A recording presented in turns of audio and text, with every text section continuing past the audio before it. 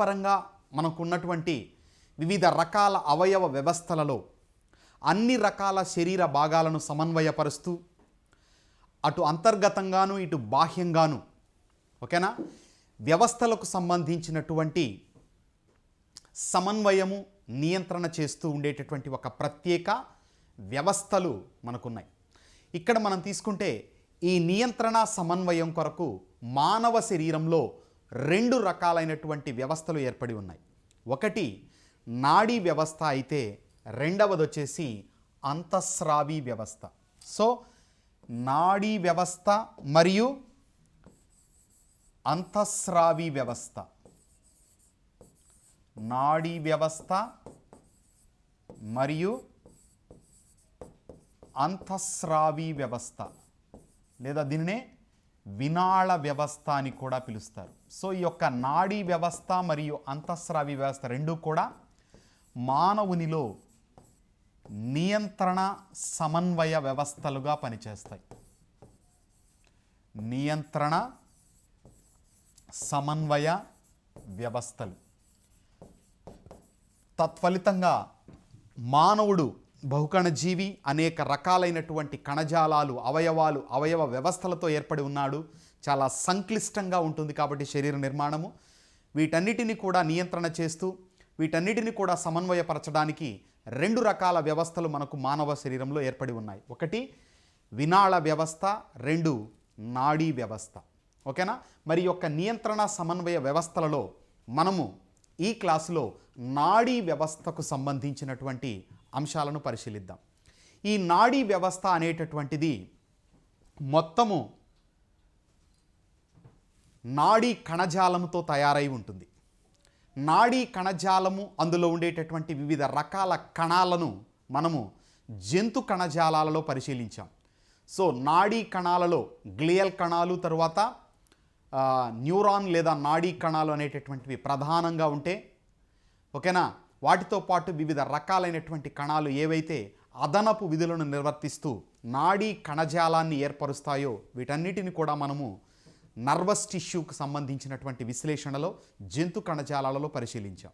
కాబట్టి ఇక్కడ నాడీ కణానికి సంబంధించి కానీ నాడీ కణజాలంలో ఉన్నటువంటి వివిధ రకాల కణాలకు సంబంధించి కానీ ఈ క్లాసులో లేదా ఇక్కడ మనము డిస్కస్ చేయం, ఎందుకంటే ఆల్రెడీ చెప్పుకున్నాం. కాబట్టి ఇక్కడ కేవలము నాడీ కణజాలముతో ఏర్పడేటటువంటి నాడీ వ్యవస్థకు సంబంధించిన విశ్లేషణ మాత్రమే మనం చూస్తాం.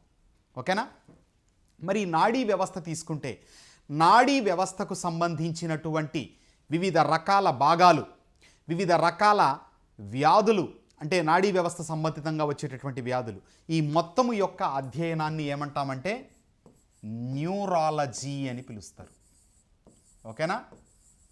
సో నాడీ వ్యవస్థకు సంబంధించి వివిధ రకాల భాగాలను, వాటికి వచ్చేటటువంటి వివిధ రకాల అపస్థితులను గురించి అధ్యయనము చేసేటటువంటి విభాగాన్ని ఏమంటాము న్యూరాలజీ అంటాం. మరి యొక్క న్యూరాలజీను లేదా నాడీ వ్యవస్థ పరంగా న్యూరాలజీలో ఏ అంశాలను మనము అధ్యయనం చేయబోతున్నాం ప్రధానంగా, అంటే ఈ వ్యవస్థకు సంబంధించి ఏమేమి మనము ఇక్కడ చూస్తాం అనేది తీసుకుంటే నాడీ వ్యవస్థకు సంబంధించి ఓకేనా మొట్టమొదటిగా మనం పరిశీలించబోయేటటువంటిది నాడీ వ్యవస్థకు సంబంధించి మనం చూడబోయేటటువంటిది నాడీ వ్యవస్థ రకాలు. ఓకే.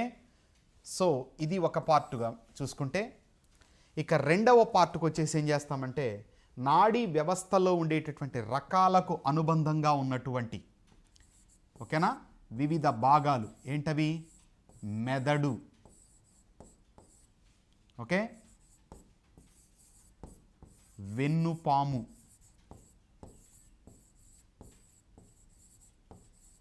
క్లియర్, తర్వాత నాడులు, nerves. So brain, spinal cord and nerves. ఈ మూడు వాటికి సంబంధించినటువంటి నిర్మాణము, తర్వాత వాటి యొక్క విధులు అనేటటువంటి దాన్ని పరిశీలిస్తాం. ఇక స్పెషల్గా దీనిలో వెన్నుపాముకు అనుబంధంగా అసంకల్పిత ప్రతీకార చర్యలు. ఓకేనా? ఇక చివరిగా నాడీ వ్యవస్థ అపస్థితులు. ఓకేనా? సో ఇది మనము నాడీ వ్యవస్థకు సంబంధించి పరిశీలించబోయేటటువంటి ప్రధాన అంశాలు.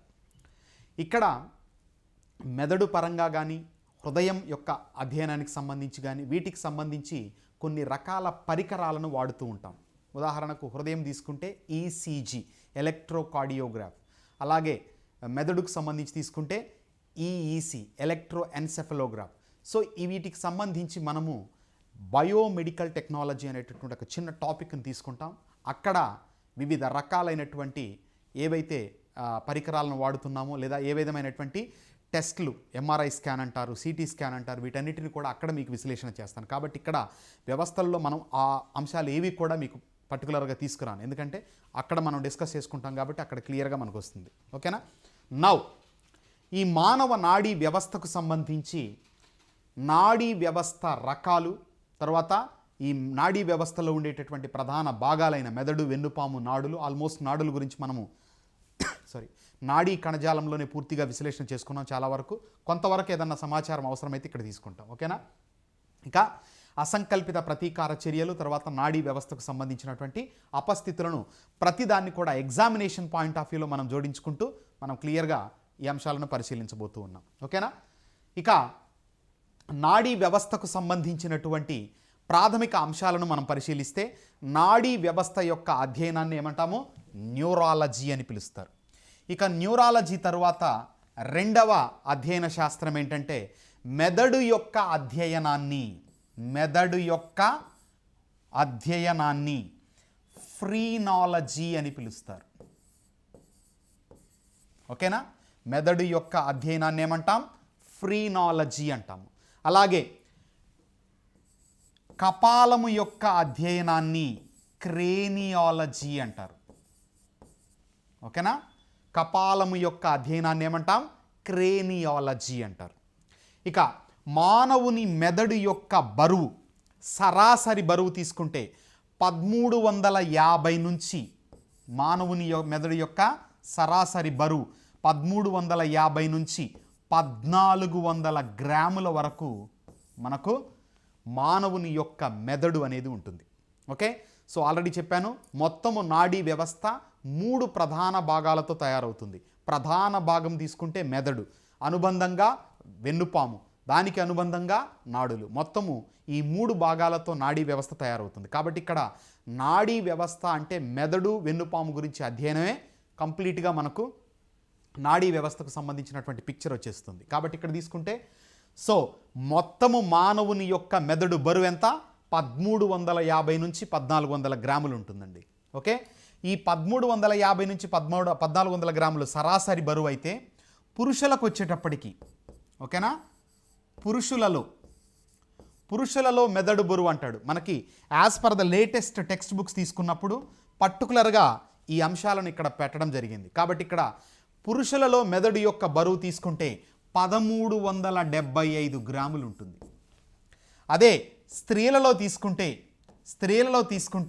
ఓకేనా, స్త్రీలలో తీసుకుంటే మెదడు యొక్క బరువు 1275 గ్రాములు ఉంటుంది. ఓకే? సో ఒక 100 గ్రాముల బరువు తక్కువగా ఉన్నటువంటి పరిమాణము మనకు స్త్రీలలో కనపడుతుంది. యావరేజ్ వెయిట్ తీసుకుంటే 1350 నుంచి 1400 గ్రామ్స్ అనేటటువంటిది మెదడు బరువుగా ఉంటే అందులో పురుషులలో 1375 గ్రాములు, స్త్రీలలో 1275 గ్రాముల బరువు ఉన్నటువంటి మెదడు ఉంటుంది. మరి చిన్నపిల్లలలో మెదడు బరువు ఎంత అంటాడు? So in the children the weight of the brain is okay 370 to 400 grams. So children తీసుకుంటే 370 నుంచి 400 గ్రాముల వరకు మెదడు బరువు అనేది ఉంటుంది చిన్నపిల్లలలో. ఓకే, ఇక నాడీ వ్యవస్థకు సంబంధించిన కొన్ని అంశాలను ఇంకా తీసుకుంటే, అంటే ఓవరాల్గా మనం చూస్తున్నాం కాబట్టి, ఓకేనా, మొత్తము మానవ శరీరంలో మెదడు యొక్క బరువు 2% ఉంటే ఇది తీసుకునేటటువంటి ఆక్సిజన్ మాత్రం 20% ఉంటుంది. ఓకే, మొత్తము శరీరంలో మెదడు యొక్క బరువు ఎంతండి? 2%. The total weight of the brain in the total body, మొత్తము బాడీ పరంగా తీసుకున్నప్పుడు 2% ఉంటే బాడీ వెయిట్లో, ఓకే, తీసుకునే ఆక్సిజన్ మాత్రం 20% ఆఫ్ ఆక్సిజన్ అది కన్జ్యూమ్ చేసుకుంటుంది. ఓకే, తర్వాత మానవుని యొక్క మెదడు సంబంధించి కానీ మొత్తము నాడీ వ్యవస్థలో ఉండేటటువంటి నాడీ కణాలు, ఎందుకంటే మీకు చెప్పాను నాడీ వ్యవస్థ యొక్క నిర్మాణాత్మక మరియు క్రియాత్మక ప్రమాణం అని దేనిని పిలుస్తాం? నాడీ కణాన్ని పిలుస్తారు. ఈ నాడీ కణానికి, ఓకేనా, అట్లీస్ట్ ఒక 7 సెకండ్లు లేదా నాడీ కణము మెదడులో ఉన్నా ఎక్కడున్నా సరే, మెదడుకు సంబంధించిన పరంగా తీసుకున్నప్పుడు ఓవరాల్గా, అంటే నాడీ కణ పరంగా చూసినా మెదడులో ఉన్న నాడీ కణం చూసినా ఎలా తీసుకున్నా సరే, మెదడుకు 7 సెకండ్ల కంటే తక్కువ సమయంలో ఆక్సిజన్ లభ్యత గనక లేకపోతే, ఓకేనా, 7 సెకండ్ల కంటే అది గనక మించింది అంటే మాత్రం ఖచ్చితంగా ప్రమాదానికి దారితీస్తుంది. సో 7 సెకండ్ల లోపులో మనకు ఆక్సిజన్ రవాణా అనేది పూర్తి చేయబడాలి. ఒకవేళ 7 సెకండ్లు దాటిన తరువాత కూడా ఆక్సిజన్ మెదడుకు అందించబడలేదు అంటే నాడీ కణాలు చనిపోవడం అనేది జరిగి, ఓకేనా, బ్రెయిన్ అప్సెట్ లేదా బ్రెయిన్ అటాక్ అనేది జరుగుతుంది. తత్ఫలితంగా వ్యక్తి కోమాలోకి వెళ్ళి మరణానికి దారితీస్తుంది. క్లియర్? సో కాబట్టి మెదడుకు గరిష్టంగా ఎంతకాలం వరకు మనం ఆక్సిజన్ నిలుపుదల చేయవచ్చు అంటే 7 సెకండ్స్ బిలో. క్లియర్? అంతకు మించి గనక చేశామంటే మాత్రం ఖచ్చితంగా అది మరణానికి దారితీస్తుంది. ఓకే, తరువాత మెదడు ఉపయోగించుకునే ప్రధాన కార్బోహైడ్రేట్ అంటాడు గ్లూకోజ్. ఓకే, ప్రధాన కార్బోహైడ్రేట్ గ్లూకోజ్. ఇవి మెదడుకు సంబంధించి నాడీ వ్యవస్థలో మనం ప్రధానంగా గుర్తుంచుకోవాల్సినటువంటి కొన్ని అంశాలు. తర్వాత most important bit as per the latest text book ఏంటంటే, శరీర పరిమాణముతో పోల్చినప్పుడు, ఓకేనా, మెదడు యొక్క పరిమాణము ఏ జంతువులో ఎక్కువగా ఉంటుంది అంటాడు. శరీర పరిమాణముతో పోల్చినప్పుడు మెదడు పరిమాణము అధికంగా ఉన్న జంతువు అంటాడు shrews. Very very very very important bit. Shrews, చిట్టెలుక అంటాం దీన్నే. ఓకే, ష్రూస్ అనేటటువంటి చిన్న ఎలుకలో శరీర బరువు కంటే కూడా మెదడు పరిమాణము ఎక్కువగా ఉంటుంది. ఓకే, వెరీ ఇంపార్టెంట్, గుర్తుంచుకోవాలి. ష్రూస్, చిన్న ఎలుక. ఓకే, ఇవి మెదడుకు సంబంధించి. ఇక మెదడు తరువాతి భాగం ఏంటండి? వెన్నుపాము. వెన్నుపాము పరంగా తీసుకుంటే, వెన్నుపాము పరంగా నాడీ వ్యవస్థలో మనం గుర్తుంచుకోవాల్సినటువంటి అంశాలు తీసుకుంటే ఇది వెన్నుపాము. ఓకే, సో వెన్నుపాము పరంగా చూసినప్పుడు ఈ వెన్నుపాము ప్రత్యేకంగా మానవ శరీరంలో రిలే సెంటర్గా పనిచేస్తుంది. ఏంగా పనిచేస్తుందండి? Relay centre. ఏంటండి రిలే సెంటర్ అంటే? లేదా నాడీ వ్యవస్థలో, ఓకేనా, మధ్యవర్తి అని ఏ భాగాన్ని పిలుస్తారు అంటాడు. సో నాడీ వ్యవస్థలో మధ్యవర్తిగా ఎవరంటారు? వెన్నుపాము అనేది ఉంటుంది. సో వెన్నుపాము ఏంగా వ్యవహరిస్తుందండి? మధ్యవర్తిగా వ్యవహరిస్తుంది. Spinal cord. ఏంటండి మధ్యవర్తి అంటే? ఇప్పుడు నేను మాట్లాడుతున్నాను, నన్ను చూస్తున్నారు, వీడియోను కూడా వింటున్నారు, చూస్తున్నారు. ఈ చూసేటటువంటిది, వినేటటువంటిది మనకు మెదడు ద్వారా కలిగేటటువంటి చర్య. అంటే కళ్ళ ద్వారా సమాచారం వెళ్ళిపోయి, ఓ పలానా విజయ్ సార్ బయాలజీ చెప్తున్నారు, ఓకే చూస్తున్నాం, ఓకేనా. తర్వాత చెవి ద్వారా విన్నటువంటి శబ్దము చెవి ద్వారా మెదడుకు చేరబోయబడి ఆ బయాలజీకి సంబంధించిన టాపిక్ జరుగుతోంది ఇప్పుడు అనేది మీకు తెలుస్తోంది.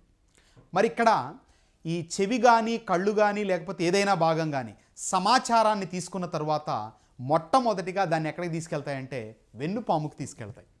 ఈ వెన్నుపాము నుంచి సమాచారం ఎక్కడికి చేరవేయబడుతుంది? మెదడుకు చేరవేయబడుతుంది. అంటే ఇప్పుడు మీరు నేను చెప్తున్నటువంటి మాటలు ఏవైతే ఉన్నాయో అవి విన్నవి మొదట ఎక్కడికి వెళ్తాయి? వెన్నుపాముకి వెళ్తాయి. వెన్నుపాము నుంచి ఎక్కడికి పోతాయి? మెదడుకు పోతాయి. అర్థమైందా? అంటే మెదడుకు శరీర భాగాలకు మధ్య ఎవరున్నారు? వెన్నుపాము. ఇప్పుడు మెదడు ఏం చేసింది? ఆ సమాచారాన్ని విశ్లేషణ చేసి బయాలజీకి సంబంధించి నాడీ వ్యవస్థకు సంబంధించినటువంటి అంశాలను సార్ ఇక్కడ టీచ్ చేస్తూ ఉన్నాడు.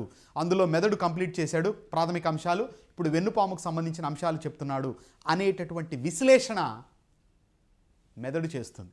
చేసి తరువాత ఏం చెప్పబోతున్నాడు ఆ సమాచారాన్ని కూడా సేకరించుకోండి అని చెప్పేసి మనకు రెస్పాన్స్ అనేది పంపిస్తుంది. ఆ రెస్పాన్స్ పంపించినది ఎవరు? మెదడు. పంపించిన రెస్పాన్స్ మళ్ళీ ఏం కావాలా? మనకు చేరాలి. అంటే వీడియో ఆఫ్ చేయకుండా కంప్లీట్గా మనం వినాలి. ఎందుకంటే ఇది టాపిక్ ఇంపార్టెంట్ కాబట్టి, ఎగ్జామినేషన్ పాయింట్ ఆఫ్ వ్యూలో మనకు అవసరం కాబట్టి, తరువాత మనం ఈ యొక్క ఆన్లైన్ క్లాసెస్ తీసుకొని కంప్లీట్గా మనం దీన్ని స్టడీ చేయడం ద్వారా రేపు రాబోయేటటువంటి ఎగ్జామ్స్ దేనిలోనైనా సరే మార్కులు బాగా స్కోర్ చేయాలన్నటువంటి దృఢ సంకల్పంతో మన ప్రిపరేషన్ అనేది కొనసాగిస్తున్నాం కాబట్టి ఇప్పుడు మనకు దానికి సంబంధించిన రెస్పాన్స్ అనేది వస్తుంది. అలా క్రియేట్ అయిన రెస్పాన్స్ మెదడులో వస్తే దాన్ని మళ్ళీ వెన్నుపాము ఏం చేస్తుంది? శరీర భాగాలకు తీసుకొస్తుంది. తత్ఫలితంగా గంట కాదు, 2 గంటలు కాదు, 10 గంటలైనా సరే, లేదు 100 గంటలైనా సరే క్లాసెస్ మనం వినడానికి అవకాశం అనేది ఉంటుంది. సో ఈ విధంగా మెదడుకు శరీర భాగాలకు మధ్య, శరీర భాగాలకు మెదడుకు మధ్య ఒక సంధానకర్తగా, ఒక కనెక్టింగ్ లింక్గా, ఒక మధ్యవర్తిగా, ఒక రిలే సెంటర్గా ఎవరు వ్యవహరిస్తారు? వెన్నుపాము పనిచేస్తుంది. మరి వెన్నుపాము ప్రతిస్పందనలను, రెస్పాన్స్ను క్రియేట్ చేయదా సార్ అంటే, వెన్నుపాము క్రియేట్ చేసేటటువంటి రెస్పాన్సెస్ నెగ్లిజిబుల్గా ఉంటాయి, చాలా తక్కువ స్థాయిలో ఉంటాయి. ఒకవేళ వెన్నుపాము ద్వారా ప్రతిస్పందన గనక ఉత్పత్తి చేయబడితే, ఓకేనా, అలా వెన్నుపాము ద్వారా ప్రతిస్పందన ఉత్పత్తి చేయబడి జరిగేటటువంటి చర్యలనే అసంకల్పిత ప్రతీకార చర్యలు అని పిలుస్తారు. అసంకల్పిత ప్రతీకార చర్యలు. ఈ అసంకల్పిత ప్రతీకార చర్యలలో ఎవరి ప్రమేయం ఉండదు అంటాడు క్వశ్చన్. ఎవరి ప్రమేయం ఉండదు? మెదడు ప్రమేయం ఉండదు. ఏ అవయవం ద్వారా లేదా ఏ భాగం ద్వారా అసంకల్పిత ప్రతీకార చర్యలు ఎగ్జిక్యూట్ చేయబడతాయి అంటే స్పైనల్ కార్డ్. ఓకేనా? సో ఇది వెన్నుపాముకు సంబంధించి. ఇక మూడవ భాగం ఏంటండి? నాడులు. ఇవి మానవ శరీరంలో టెలిఫోన్ వైర్లలాగా పనిచేస్తూ, ఓకేనా, మెదడు ఉత్పత్తి చేసినటువంటి ప్రతిస్పందనలను ఏం చేస్తుంది? వెన్నుపాము ద్వారా శరీర భాగాలకు, శరీర భాగాలలో సేకరించబడినటువంటి సమాచారాన్ని వెన్నుపాము ద్వారా మెదడుకు చేరవేస్తూ, ఓకే, మానవ శరీరంలో టెలిఫోన్ వైర్లలాగా పనిచేసే ప్రత్యేక నిర్మాణాలే నాడులు, నర్వ్స్. ఓకేనా? మొత్తము శరీరం అంతా కూడా ఎవరు విస్తరించి ఉన్నారు? నాడులు అనేటటువంటి విస్తరించి ఉంటాయి. తత్ఫలితంగా ప్రతి భాగము, ప్రతి ప్రతి కణజాలము, ప్రతి కణము కూడా తన యొక్క విధులను నిర్వర్తించడానికి అవకాశము ఈ యొక్క నాడులు కల్పిస్తాయి. ఓకే, ఇవి ఓవరాల్గా మనం తీసుకున్నప్పుడు మెదడు, వెన్నుపాము, నాడులకు సంబంధించి ఉండేటటువంటి కొన్ని ప్రాథమిక అంశాలు. ఓకే, ఇక్కడ మీరు ప్రధానంగా గుర్తుంచుకోవాల్సింది మెదడు బరువు 2% అయితే టోటల్ బాడీ వెయిట్లో కన్జ్యూమ్ చేసే ఆక్సిజన్ 20%. తర్వాత మెదడు శరీర పరిమాణంతో పోల్చినప్పుడు మెదడు పరిమాణం ఎక్కువగా ఉండేటటువంటి జంతువు ష్రూస్, చిట్టెలుక అంటాం. ఓకేనా? తర్వాత మెదడు యొక్క ప్రధాన కార్బోహైడ్రేట్ లేదా ఇంధనం ఏది అంటే గ్లూకోజ్. క్లియర్? ఇక మెదడు బరువుకు సంబంధించి తీసుకున్నప్పుడు 1350 నుంచి 1400 యావరేజ్ వెయిట్ అయితే పురుషులలో 1375 గ్రాములు, స్త్రీలలో 1275 గ్రాములు అయితే చిన్నపిల్లలలో 370 నుంచి 400 గ్రాముల బరువు ఉన్నటువంటి మెదడు మనకు కనిపిస్తుంది. ఓకే, నౌ మనము నాడీ వ్యవస్థకు సంబంధించినటువంటి ప్రాథమిక అంశాలు పరిశీలించిన తర్వాత ఇప్పుడు మనం చూడబోతోంది ఏంది? నాడీ వ్యవస్థ రకాలు. ఓకేనా? ఈ నాడీ వ్యవస్థ రకాలను మనం పరిశీలిస్తే, నాడీ వ్యవస్థ రకాలను గనక తీసుకుంటే మొత్తము మానవుని యొక్క శరీరం పరంగా లేదా మానవుని యొక్క నాడీ వ్యవస్థ పరంగా చూసుకున్నప్పుడు మొత్తము నాడీ వ్యవస్థ నాడీ కణజాలముతో నిర్మితమవుతుంది. దేంతో అండి? నాడీ కణజాలం. ఈ నాడీ కణజాలము మెదడు, వెన్నుపాము, నాడులు అనేటటువంటి 3 భాగాలను తయారు చేస్తుంది. అలా 3 భాగాలతో నాడీ వ్యవస్థ ఏర్పాటు జరుగుతుంది. మరి ఇక్కడ ఈ 3 భాగాలే కదా సార్, మరి నాడీ వ్యవస్థలో రకాలు ఏంటి అని అంటున్నారా? ఈ నాడీ వ్యవస్థ అనేటటువంటిది చాలా సంక్లిష్టంగా ఉంటుంది.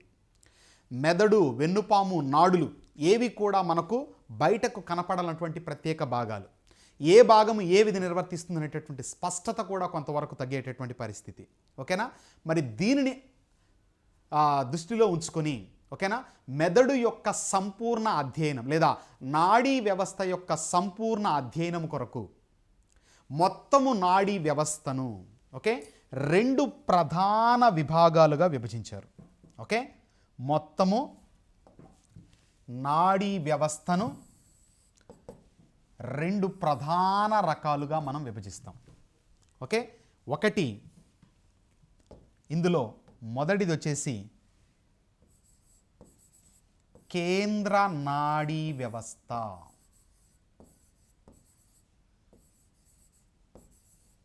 కేంద్ర నాడీ వ్యవస్థ. రెండవ విభాగం వచ్చేసి పరధీయ నాడీ వ్యవస్థ.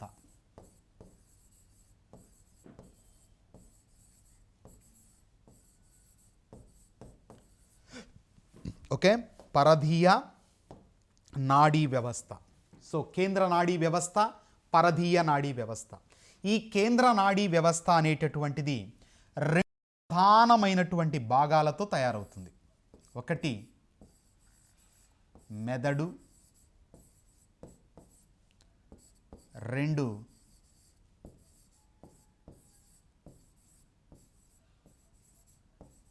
వెన్నుపాము. ఓకేనా? కేంద్ర నాడీ వ్యవస్థ మెదడు, వెన్నుపాముతో నిర్మితమవుతుంది.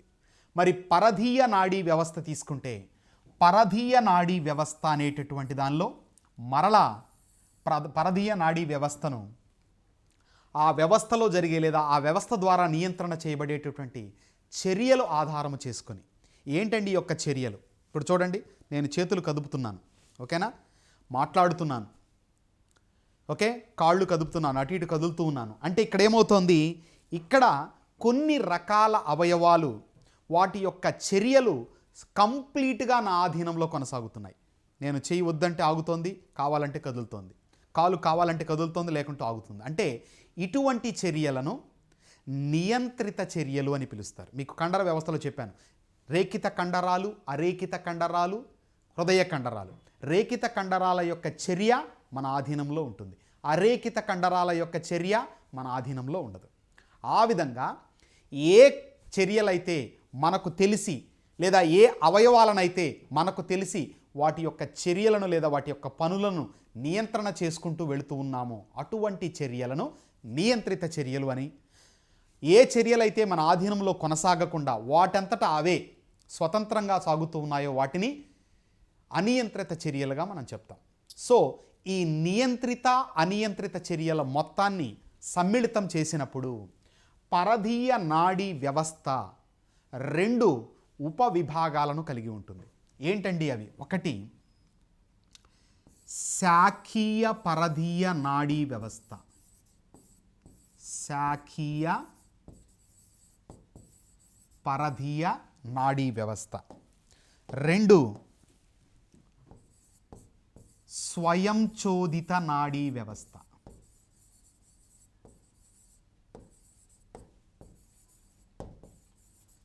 స్వయంచోదిత నాడీ వ్యవస్థ. ఓకేనా? సో పరధీయ నాడీ వ్యవస్థ పరంగా తీసుకున్నప్పుడు మనకు 2 ప్రధానమైనటువంటి విభాగాలు ఇక్కడ కనబడుతూ ఉన్నాయి. క్లియర్? సో పరధీయ నాడీ వ్యవస్థలో 2, ఒకటి శాఖీయ పరధీయ నాడీ వ్యవస్థ, 2 స్వయంచోదిత నాడీ వ్యవస్థ. మరి ఈ శాఖీయ పరధీయ నాడీ వ్యవస్థ అంటే అర్థము, ఏ పరధీయ నాడీ వ్యవస్థ ద్వారా జరిగే చర్యలు మన ఆధీనంలో మనకు తెలిసి జరుగుతున్నాయో అవన్నీ కూడా శాఖీయ పరధీయ నాడీ వ్యవస్థ కిందకు వస్తాయి. ఏ చర్యలైతే మన ఆధీనంలో మనకు తెలియకుండా వాటంతటా అవే స్వతంత్రంగా జరుగుతున్నాయో వాటన్నిటినీ కూడా మనము స్వయంచోదిత నాడీ వ్యవస్థలో అధ్యయనం చేస్తాం. ఓకేనా? సో ఆల్రెడీ మనకు గత వ్యవస్థలలో మనం పరిశీలించినప్పుడు స్వరపేటిక దగ్గర, గ్రసని స్వరపేటిక దగ్గర ఉపజిహ్విక ఎపిగ్లాటిస్ అనేది ఉంటుంది. ఆ ఎపిగ్లాటిస్ యొక్క రెగ్యులేషను ఎవరి ఆధీనంలో ఉంటుంది? స్వయంచోదిత నాడీ వ్యవస్థ ఆధీనంలో. ఓకేనా. మింగడం అనే ప్రక్రియ మనకు తెలిసి జరుగుతుంది, అది శాకీయ పరిధీయ నాడీ వ్యవస్థ అధీనంలో. ఓకేనా. గాలి పీల్చుకొని గాలి వదులుతూ ఉన్నాం, కొంతసేపు మాత్రమే మనం పీల్చకుండా ఉండగలం, తర్వాత ఖచ్చితంగా ఏం చేయాలి, గాలి పీల్చాలి. అంటే ఆ నిలుపుదల చేసేటటువంటి ప్రక్రియ వరకు మాత్రం శాకీయ పరధీయ, నిలుపుదల చేయకుండా దానంతటా అదే గాలి పీల్చుకొని గాలి వదులుతూ ఉండే ప్రక్రియ స్వయం చోదిత నాడీ వ్యవస్థ. అలాగే రక్తము రక్త నాళాలలో ప్రసరణ చెందడం ఒక అనియంత్రిత చర్య. ఓకేనా. రక్తము రక్త నాళాలలో ప్రసరణ చెందడం ఒక అనియంత్రిత చర్య.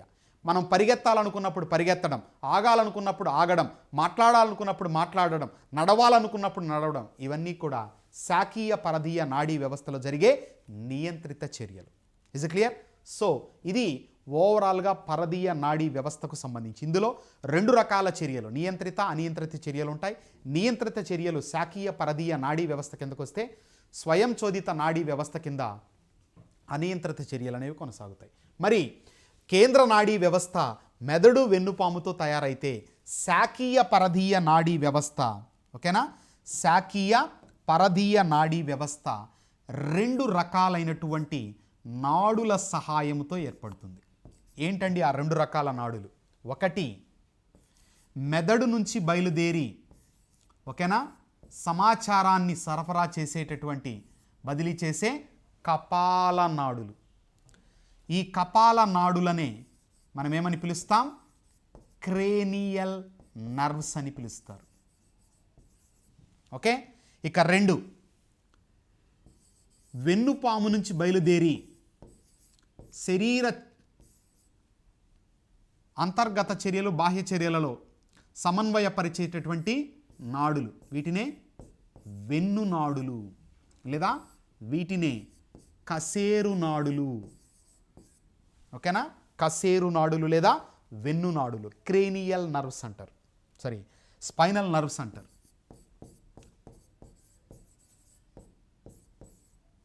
ఓకేనా. Spinal nerves. మొత్తము మానవ శరీరంలో 12 జతల కపాల నాడులుంటే, ఓకేనా, 31 జతల వెన్నునాడులు, టోటల్ 43 పెయిర్స్. ఓకే. 43 జతల నాడులు ఉంటాయి. సో వీటితో ఈ యొక్క శాకీయ పరధీయ నాడీ వ్యవస్థ అనేది తయారవుతుంది. ఓకేనా. ఇక స్వయం చోదిత నాడీ వ్యవస్థ కిందకు వస్తే, ఈ స్వయం చోదిత నాడీ వ్యవస్థలో, ఓకేనా, 2 ఉపవిభాగాలు మరలా కనిపిస్తాయి. ఎందుకంటే స్వయం చోదిత నాడీ వ్యవస్థ అంతా కూడా అనియంత్రిత చర్యలను నియంత్రణ చేసే ప్రత్యేక వ్యవస్థ. మరి ఇక్కడ అనియంత్రిత చర్య అయినా నియంత్రిత చర్య అయినా ఖచ్చితంగా సమన్వయం అనేది అవసరమవుతుంది. ఓకేనా. ఫర్ ఎగ్జాంపుల్, మనకు రాత్రి సమయంలో సడన్గా కరెంటు పోయి కరెంటు రాగానే మనకేం కనపడదు కొంచెంసేపు. మరి అలా ఎందుకు జరుగుతుంది? కరెంటు పోగానే ఏమవుతుందంటే, కాంతి తక్కువగా ఉంది కాబట్టి మన కంటిలో ఉన్నటువంటి ప్యూపిల్ ఏమవుతుంది? ఎక్స్పాండ్ అవుతుంది. ఈ ఎక్స్పాన్షన్ ఎప్పుడైతే జరిగిందో ఉన్నటువంటి మొత్తము కాంతిని లోపలికి తీసుకొని ప్రతిబింబాన్ని ఏర్పరచడంలో మనకు ఆ కాంతి అనేది సహాయపడుతుంది. తత్ఫలితంగా మనము స్పష్టంగా చూడలేనప్పటికీ కూడా కొంతవరకు ఇమేజ్ని గుర్తించగలగడానికి అవకాశం ఉంటుంది. ఓకే. ఆ తరువాత వెంటనే కరెంట్ వచ్చేసింది, పవర్ రాగానే ఏమైంది? కాంతి తీవ్రత పెరిగింది. ఆల్రెడీ మనం ఏం చేసాం? కాంతి తక్కువగా ఉంది కాబట్టి ఎక్స్పాన్షన్ చేస్తున్నారు, కంటి యొక్కలో ఎక్స్పాన్షన్ జరిగింది. ఇప్పుడు ఎప్పుడైతే అధిక కాంతి వచ్చిందో ఆ అధిక కాంతి లోపలికి చేరడం ద్వారా మనకు స్పష్టమైనటువంటి ఇమేజ్ ఫార్మేషన్ జరక్క, ఓకేనా, కొంతసేపు కొన్ని సెకండ్ల పాటు అస్పష్టంగా ఉండేటటువంటి పరిస్థితి ఉంటుంది. ఆ తర్వాత మళ్ళీ ఈ యొక్క ప్యూపుల్ ఏదైతే ఎక్స్పాండ్ అయినది నార్మల్ స్థితికి రాగానే మరలా చూపు మామూలుగా ఉండడం అనేది జరుగుతుంది. అంటే ఇక్కడ 2 రకాలుగా చర్యలు, ఒకటేమో ఎక్స్పాన్షన్, ఇంకోటేమో కాంట్రాక్షన్ జరుగుతుంది. మరి ఎక్స్పాన్షన్ జరిగిన తర్వాత మళ్ళీ ఏం కావాలా? కాంట్రాక్షన్ కావాలా. కాంట్రాక్షన్ జరిగితేనే చూడగలుగుతున్నాం, ఎక్స్పాన్షన్ జరిగితేనే ముందు చూస్తున్నాం, ఎక్స్పాన్షన్ తర్వాత కాంట్రాక్షన్ వస్తేనే మరలా చూడగలుగుతాం. మరి ఈ 2 చర్యలు వెంటనే జరగాలి అంటే ఖచ్చితంగా రెగ్యులేట్ చేయడానికి ప్రత్యేకంగా విభాగాలు ఉండాలి. అందుకనే ఈ స్వయం చోదిత నాడీ వ్యవస్థ అనేటటువంటి దానిలో 2 ఉప విభాగాలు మనకు కనబడతాయి. ఒకటి సహానుభూత నాడీ వ్యవస్థ,